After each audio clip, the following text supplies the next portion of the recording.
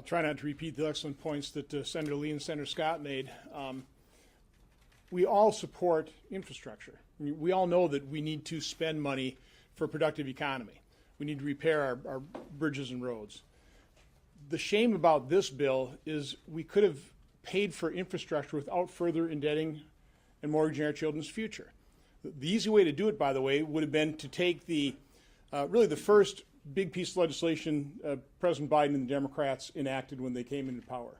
The $1.9 trillion partisan, I'll put air quotes around, COVID relief bill.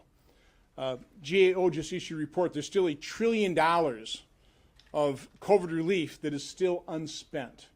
When they passed that $1.9 trillion COVID relief bill, there was $1 trillion unspent from the previous $4 trillion. We didn't need that.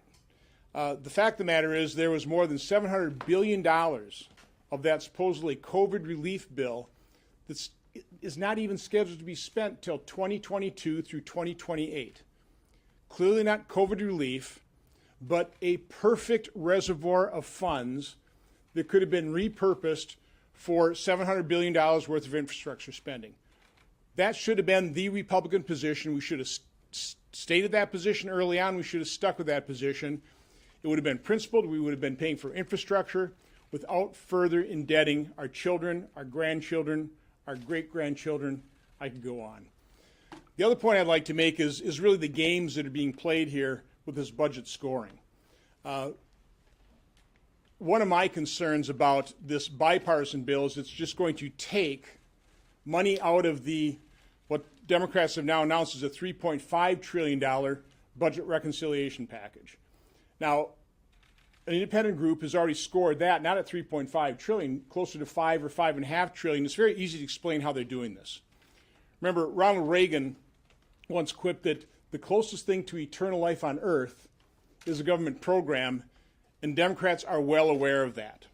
So what they are going to do in this $3.5 trillion supposedly reconciliation bill is they're going to create new entitlements. But they're not going to score them over the full 10-year budget window. They're going to score them for a couple of years. And so all we're doing by pulling out needed infrastructure spending out of that package and doing a separate bipartisan bill is we're just leaving a $550 billion whatever hole for Democrats to fill with more entitlement spending. They won't honestly score it, but it will cost and it will further indebt our children tremendously. Now, again, all of this spending we're talking about is about $7 trillion in these next couple packages.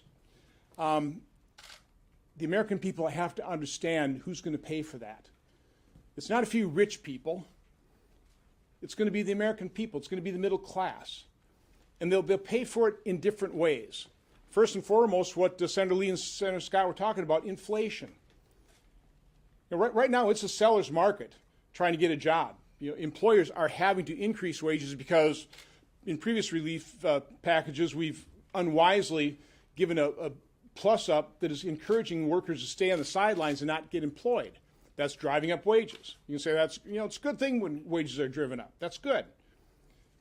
But it's self-defeating when all the spending creates inflation that overtakes those wage gains. And that's one way the American public are going to have to pay for this massive, reckless tax and spend spree. The other way is going to be just through direct taxation. Maybe not right away today, but in the future. There's just simply not enough wealth in the top 1 or 0.1% of the American population. Eventually, the middle class pays, and they pay dearly, both in taxes and also reduced opportunity. Senator Hawley.